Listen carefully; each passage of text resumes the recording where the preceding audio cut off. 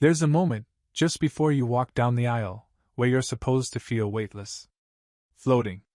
Full of joy and jitters and the kind of nervous happiness that makes your hands shake even if you've got a solid grip on your future. I didn't feel that. I felt off. Not because of the wedding. I loved Maya. Still do. We'd been together 6 years, and she'd seen me through every job change, haircut disaster, and emotional pothole I ever tripped into. I proposed with a ring I bought secondhand, and she said yes before I even finished the question. She was my person. But my family? They were not my people. Not really. Let me rewind a bit. I'm Nate. 32. Software consultant by day, recreational sandwich snob by night. Grew up in Michigan, middle kid. My older sister, Heather, has always been the golden child. Cheer captain, valedictorian, got engaged in Paris under the Eiffel Tower. My parents cried when she graduated. When I did, they asked if I got sunburned during the ceremony. No joke. That's the photo caption under my graduation picture on Facebook. Our tomato boy. Face with tears of joy. Heather and I were never close. She had a knack for making everything about her, in a way that even seemed to impress people. Heather just has presence. My mom always said. She walks into a room and you feel her. Yeah, mostly because she announces her arrival like a Beyoncé tour. Growing up, I was used to playing the background. Not in a bitter way, more like a supporting role in a family sitcom I didn't audition for. My younger brother Kyle? He was the oops baby. Got away with everything because he was the last one. Which made me, what? The filler episode? So when I got engaged to Maya and we started planning the wedding, I had one small hope, maybe, just maybe, my family would show up for me this time. Not in a Heather's making a toast about herself way. Just be present. Spoiler alert, they RSVP'd, but their hearts were elsewhere. Specifically? At Heather's baby shower. Which, for the record, she decided to schedule on the same day as my wedding reception. And when I say same day, I don't mean earlier that morning, or the next town over. I mean same time, same city, 10 blocks away. Her reasoning? Oh my God, Nate, it's just a brunch thing. It'll be done by the time your dinner even starts. Chill. Right. Because nothing says, relax, it's your big day. Like watching your family double book themselves for mimosa hour and your vows. Maya tried to stay positive. Maybe it's just timing, she said. I'm sure they'll make it work. I nodded. But I knew. This was not a they'll make it work family. This was a we'll make you work around Heather family. 2 weeks before the wedding, my mom texted. Honey, we're so proud of you. Do you know what kind of cupcakes Heather's having yet? Maybe you could stop by for one before your ceremony? I stared at that text for a full minute, wondering if it was satire. No mention of my wedding menu. No, do you need help setting up? Just cupcakes. And a casual suggestion I pop into my sister's baby shower like a side quest on the way to my literal marriage. I didn't reply. I showed Maya. She laughed so hard she nearly cried. But I didn't. Because deep down, I already knew how this was gonna go. And it wasn't going to be in my favor. Wedding day. You'd think the biggest thing on my mind would be the vows, or whether I'd cry when Maya walked down the aisle. Spoiler. I absolutely did. Like, full ugly cry. But no. As I stood in the mirror tying and readying my tie, all I could think was, how many seats on my side will be empty? The ceremony was small, by choice. Maya and I wanted it personal, not Pinterest viral. 30 guests total. Her family flew in from Colorado, a dozen strong, all polite and genuinely excited. Her dad cried when she hugged him. Her mom kept sneaking photos with her iPad like a proud grandmother in training, and even her cousin with adult braces brought a thoughtful gift. Meanwhile, I was doing mental attendance like I was running inventory. Mom, Dad, not there yet.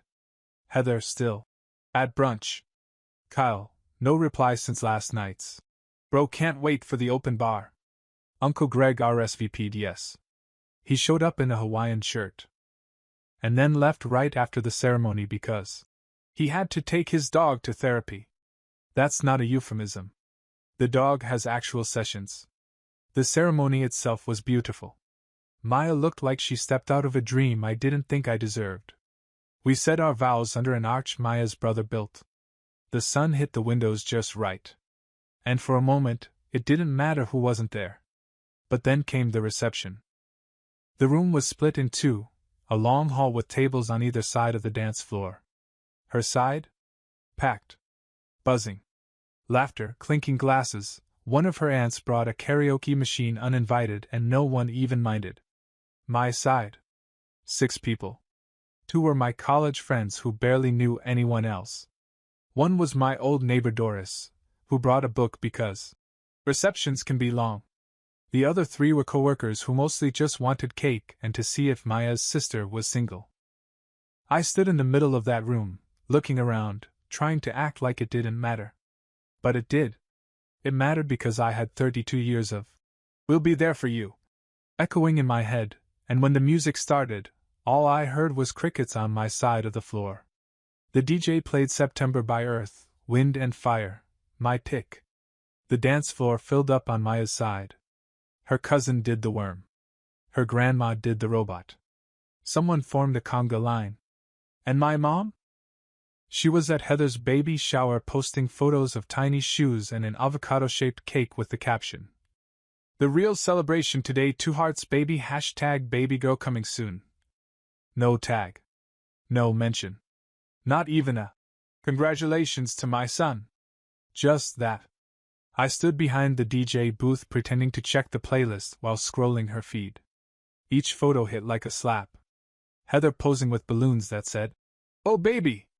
Heather holding a fake champagne glass. Heather opening a gift labeled, "Poop Explosion Survival Kit," while Mom laughed like it was the comedy event of the year. I didn't even realize I was holding my phone so tightly until Maya slid beside me and touched my hand. "They'll regret it one day," she said quietly. I didn't answer. Not because I didn't agree, but because just then, my phone buzzed. Then again. And again. At first, I thought maybe someone realized they missed something important. That maybe, finally, one of them would say, "We're on our way." But no. Dad. 12 missed calls. Then 13. Then 18. He was spamming me like a telemarketer during a full moon. By the time I glanced back down, it said, 51 missed calls. 1 message. 1 word. Urgent. And that was the exact moment the bass dropped in the room, the lights dimmed, and the whole reception, the one that should have been my moment, collided with whatever fresh chaos my family had stirred up. I put my phone on silent. I was done picking up their messes in a tux. I didn't look at the message again for a while. I pocketed the phone, took a deep breath, and turned back to the dance floor like I hadn't just been hit with a mental brick. My wedding reception was still happening, barely, and I wasn't going to let a text from my dad derail it. Or at least, that's what I told myself. Maya and I had planned this night for months. She'd designed the place cards herself. The playlist was filled with our songs, our real ones. Not the rom-com soundtrack stuff, but the dumb tracks we'd laughed at in car rides. Take on Me. Stacy's Mom. That one Bon Iver song that makes you cry and you don't know why. And yet, through it all, I could feel the itch in my chest, that creeping awareness you get when a mess is about to spill, and it's got your name written on the mop. Because if there's one thing I knew about my family, they never called 51 times for a real emergency. They called that much when the Wi-Fi didn't work, or when Heather lost her Instagram password, or when Dad needed help finding the HDMI port on his smart TV, again. I waited until after the toast to look at the message again. Urgent. Call me now. That was it. Not congrats, not we're so sorry. Not even a basic "You okay?" Just that. I handed the phone to Maya while I stood with her on the edge of the dance floor. "If they call again," I said, "just toss it in the cake." She didn't laugh. She just kissed my cheek. "We don't owe them anything." And she was right. But part of me still wondered, what if it was serious? What if someone had passed out from drinking too many baby-themed mocktails and the avocado cake turned out to be laced with peanuts? So during dessert, which only half the guests even stayed for, I stepped outside. Just to clear my head. And that's when I called him back. Ring. Ring. Click. About damn time, Dad answered, voice full of irritation, not concern. Where the hell have you been? I blinked. Where have I? Dad, I'm at my wedding reception. Where do you think I've been? You should have answered earlier. I've been getting married. You know. That thing you RSVP'd to and then ghosted. There was a pause. The kind that told me he wasn't even going to bother apologizing. Instead, he pivoted hard. Heather's in labor. I stood still. Wait. What? She went into early labor during the baby shower. We're at the hospital now. Maya's not picking up either, you need to come. I looked at my watch. It was 8:42 p.m. You're calling me, I said slowly. From the hospital where you took my entire family, on my wedding night, to tell me I need to come, to Heather's delivery? Dad's voice went flat. She's asking for you. I exhaled like I'd been holding air all day. She didn't even show up. Didn't text. Didn't acknowledge the wedding. And now she wants me to leave it?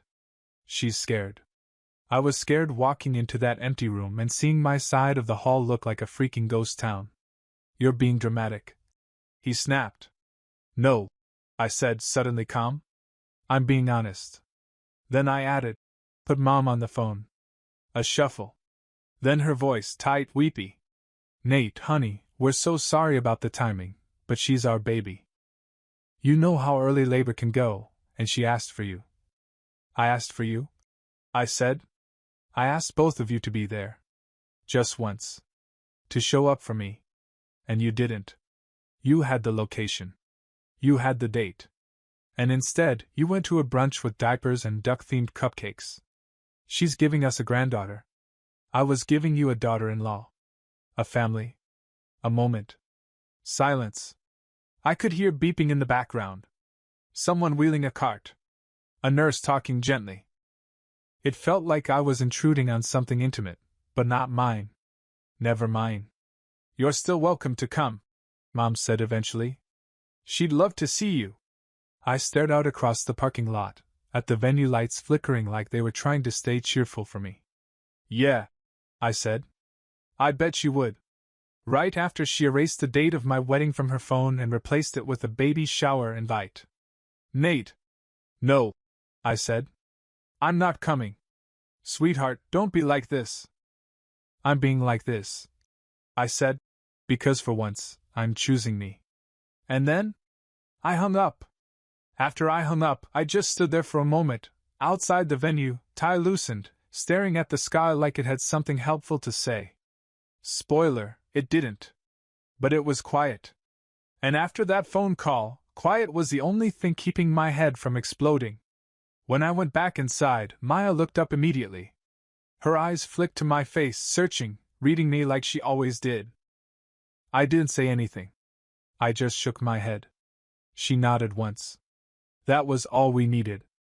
Our wedding planner, bless her tired soul, had dimmed the lights, lit the candles, and served the dessert like it was still a full reception.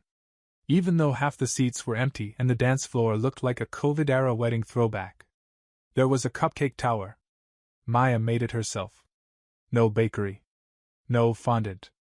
Just actual flavor and care. Chocolate raspberry, lemon poppy seed, one rogue peanut butter banana because she's unhinged like that. She handed me one. Eat this, she said, or I swear I'll feed it to you aggressively. I smiled, even if I didn't mean it all the way. I told them I'm not going, I said, sitting beside her. She paused. You sure? Yeah. I looked around. The room felt smaller now. Less hollow. Because the people who were here, they mattered. My best friend Jared had managed to drag himself from Denver just for this. Maya's cousin Zoe was telling inappropriate jokes at table 3. Her mom was already planning a post-reception brunch, as if trying to compensate for my family's collective emotional bankruptcy. "I'm done chasing them," I said. Maya reached for my hand and held it like it was the only thing tethering her to earth. "Then let's dance. Just us." And we did. Alone on the floor.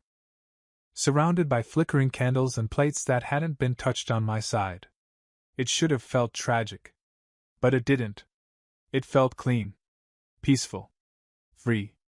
The next morning, while we packed up gift bags and leftover cupcakes, I got a text from Kyle, the first message from him in 2 weeks. "Yo. She had the baby. Everyone's freaking out. Where were you?" "No. Congrats, bro." "No. Sorry I missed the wedding." Just that. Like I'd flaked on a potluck instead of, my own marriage. I stared at the screen, then flipped my phone upside down and slid it under a napkin. Later that day, Mom sent me a voice message. I didn't open it. Then came Dad's text. "You should have been there. She asked for you? You really let her down." I didn't even know how to respond to that. I mean, I did. But everything I thought of included the word, hypocrisy, and some mild prison sentence language. Instead, I did what I hadn't done in years.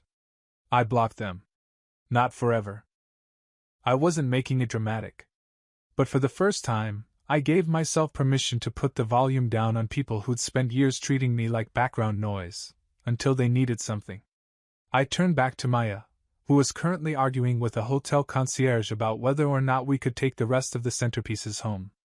"They're fake peonies," she was saying. "No one's gonna miss them."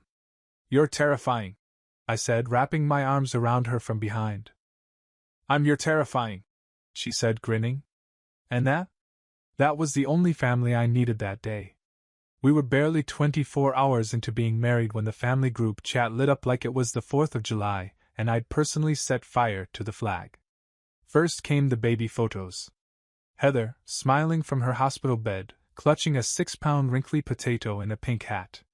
Then the comments. "She's perfect. A new little angel in the fam. Look at those cheeks. So proud of you, Heather."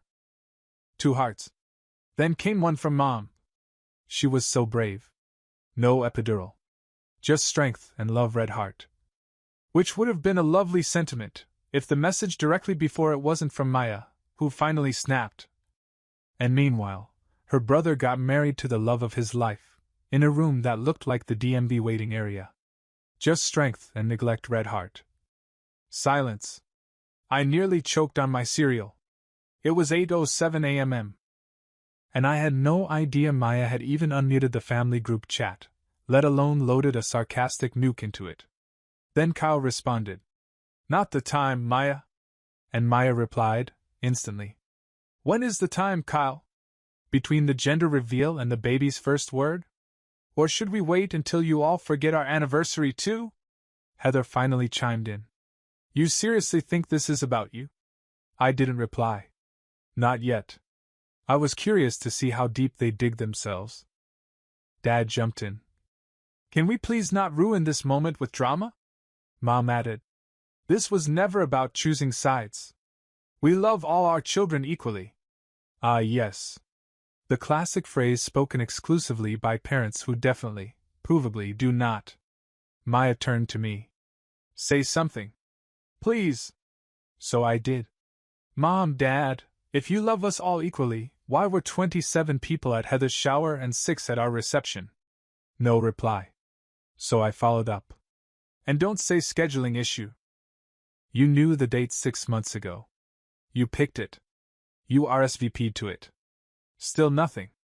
It was like texting into a void of guilty silence and store-bought baby balloons. Until Heather, because of course it had to be her, sent. I'm sorry you felt unsupported." I blinked at the screen. Maya read it over my shoulder and groaned. Felt unsupported? Did she take a seminar in passive-aggressive gaslighting? So I replied. It's not a feeling. It's a head count. And a chair count. And a missing toast. And 51 missed calls that weren't congratulations. Then I muted the thread. We sat there for a second, in that weird kind of quiet that feels like the air got heavier. Maya looked over at me, You okay? She asked. I nodded. Actually, yeah. I think I am. She held up her coffee mug. To us. The ones who showed up for each other. To us. I said, clinking hers. 2 hours later, a package showed up at our door. No return address. But I knew. Inside was a baby shower favor bag with a note that read, Since you missed it, thought you'd still want one. Love, Heather. The bag included a pink candle, a tiny bottle of hand lotion, and a cookie shaped like a rattle that said, It's a girl. Maya stared at it, then looked at me. If I eat this cookie out of spite, do I go to hell? Only if you post it on Instagram, I said. So she took a bite. On camera. With the caption, When you're so uninvited to your own family that you get party favors in the mail, 2 hearts # not bitter just married. It got 212 likes. Mostly from her side. Later that night, I got a call from Grandma. Not my mom's mom. Dad's mom, Grandma Jean. The only family member who couldn't travel because of her hip surgery. She called to say she was proud of me. That she saw the photos online. That Maya looked like a Disney princess who could win a bar fight. That she had printed one and put it on her mantle. I raised your dad better, she said. But you know. Men. I laughed. Not because it was funny, but because it reminded me that not every branch on the family tree had dry rot. She paused, then added, If they try to guilt you, let 'em sit in it. That baby's going to get showered with love for the rest of her life. But what did you do yesterday? That was real. Thanks, Grandma. And don't tell anyone I said this, she whispered, but your cupcakes kicked Heather's cakes butt. So, naturally, they tried to apologize, the only way modern families know how. With a Facebook post. 3 days after the wedding, I woke up to a tag notification from my mom. I stared at it for a full minute before opening it. Maya sat up next to me and muttered, Please tell me it's not a gender reveal recap slideshow. Worse. It was a photo collage of Heather holding her newborn, alongside a photo of me and Maya at the altar, cropped so tight my head was almost missing. The caption? What a weekend! Our family was doubly blessed, a beautiful new marriage and a precious new life. Congrats to our amazing kids. Love multiplies 2 hearts # proud parents # wedding weekend # double joy. Double joy. I read that line 5 times, hoping it would become satire if I stared long enough. I showed Maya. She didn't speak. She just did that slow blink that says, Do I have to be the one to burn down the internet, or will you handle it? The post had 50 likes. 22 were from Heather's friends. 4 were from people I didn't even know. One was from a distant cousin who commented, Wait, Nate got married this weekend? Cue the clown music. And if that wasn't enough, the comments under the post were even worse. Beautiful couple, congrats, Heather! Such a special time for your family. Baby girl is going to have the best auntie. Auntie. No one even mentioned Maya. The bride. The literal reason I now own a rice cooker, 12 throw pillows, and a dozen monogrammed bath towels. The only person who did tag me? Grandma Jean. Proud of you, Nate. Your side of the hall may have been empty, but your heart wasn't. Blue heart. That one made Maya tear up. She turned to me and whispered, That post, it made me feel like a prop. You weren't, I said instantly. I know, she said. But I feel like I got edited into someone else's celebration. She pulled the covers over her head. It's like they're trying to turn our wedding into a baby shower after party. That line stayed with me. Because it wasn't just how she felt, it was how I'd felt growing up. Forgotten. Cropped. Tacked onto moments that weren't mine. I remembered a birthday when I turned 9. Heather threw a tantrum because I got a Game Boy and she didn't. So my parents made me let her open my gift. For the photo. I'm literally in the background of my own party picture. Blurry. While she smiles, holding the gift she didn't buy, didn't want, and didn't care about. Some things don't change. I didn't reply to the Facebook post. I didn't like it. I didn't even text them about it. I just logged off and spent the morning organizing our wedding gifts, which were almost exclusively from Maya's people. Except for one. My parents had sent us a box labeled Honeymoon Starter Kit. It included a $25 Olive Garden gift card, a wedding card addressed to Nathan and Molly, and a single wine glass with Bride written on it in glitter. No groom glass. No note. Just vibes. Maya held it up. So, Molly, huh? She's gonna be thrilled, I said. We laughed. But it wasn't the good kind. It was the if I don't laugh I might scream kind. Later that evening, Maya and I went out for drinks with her cousin Zoe and her wife Lauren. Two women who had known us for years and, shockingly, managed to show up to the wedding without overlapping it with the prenatal spa day. I saw the Facebook post, Zoe said. I groaned. I'm still recovering from the second-hand cringe. Double joy? Lauren raised her eyebrows. More like discount loyalty points. More like Bogo betrayal, Maya muttered into her drink. They both burst out laughing. And for the first time in days, so did I. Because here's the thing, when you grow up thinking family means obligation, it's easy to forget that family can also mean choice. We didn't have Heather's crowd. We didn't have applause or a baby centerpiece. But we had each other. And a few ride-or-die weirdos with sarcasm, snacks, and backup wine. Honestly, that was enough.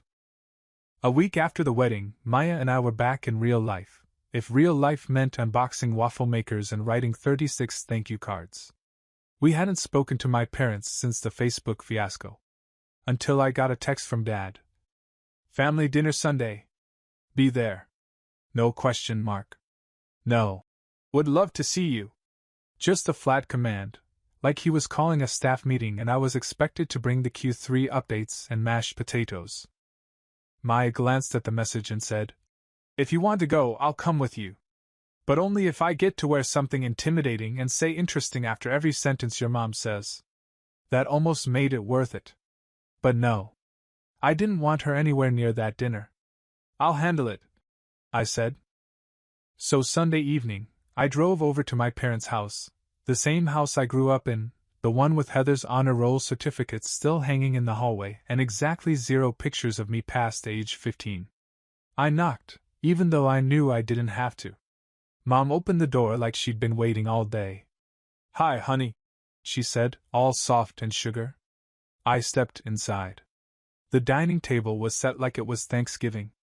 Fancy plates. Candles.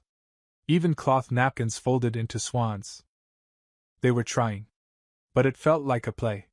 Heather was already at the table, baby in arms, looking serene and smug.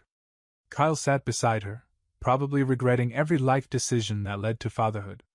Dad stood at the head of the table. Glad you came, he said. I sat down. For a few minutes, we pretended to be normal. Chicken. Potatoes. Baby burps. Then Dad cleared his throat and said, So, we wanted to talk. Oh boy. Here we go. Mom folded her hands. We know you were hurt by how things went. By how you all acted. I corrected. She blinked. It was never our intention to hurt you. I nodded slowly. You know what else wasn't your intention? Showing up. Heather rolled her eyes. Oh my God! Are we still doing this? Yes, I said. We're still doing this. Because I still wake up thinking about that empty room. About how it felt to walk into the most important day of my life, and realize my family had chosen cupcakes and a diaper cake instead. Kyle muttered something like, drama, but I didn't care. I looked at my parents. You could have rescheduled the baby shower. You could have shown up, even if just for the ceremony. But you didn't. And then you had the audacity to act like we were the problem for being upset. Dad leaned forward. We're here now. Can't we move forward? Sure, I said. But you have to understand something first. I pulled out a folded piece of paper from my jacket. Maya had encouraged me to write it. It was the wedding speech I never gave. The one I'd scrapped the night before because I thought it would be too emotional, too personal. I unfolded it. And read it. When I was a kid, I used to think love meant showing up. Sitting in the stands at a baseball game. Coming to the science fair, even if my volcano didn't erupt. Celebrating birthdays without conditions or corrections. I didn't get a lot of that growing up. But somehow, I never stopped hoping. And then I met Maya. And for the first time, someone showed up, not out of obligation, but choice. She showed up for my worst days. My quiet victories. My frozen pizza dinners and my "this job sucks" rants. And on our wedding day, she stood beside me, even when the other side of the room was nearly empty. Because love doesn't just say, "I'm proud of you." It says, "I'm here." So this speech, it's not just for the guests who came. It's for the ones who stayed. And the one who never left. When I looked up, the room was silent. Heather was scrolling her phone.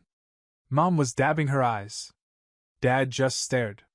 "I wrote that for our wedding," I said, folding the paper again. Didn't get to read it. Too busy fielding calls from the maternity ward. I stood up. Dinner was great. Thanks.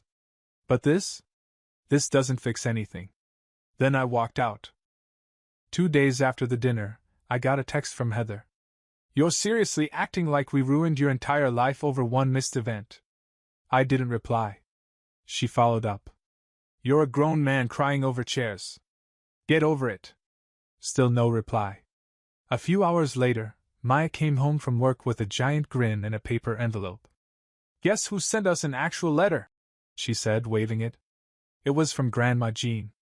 Inside was a card that read, "Your wedding was beautiful. The pictures don't lie. Love was present, even if some people weren't. P.S. I left a little something inside." Tucked behind the card was a check. For $5,000. Written out to Nathan and Maya, for the future they build, not the one others skipped. No strings. Just support. We cried a little. Laughed a lot. And then? We booked our honeymoon. Somewhere far, sunny, and wonderfully Wi-Fi-less. Before we left, we got one more notification, an invite to Heather's "Welcome Baby" brunch. Maya looked at it, rolled her eyes, and tapped decline. "Too soon?" she asked, smirking. I kissed her forehead. "Too late."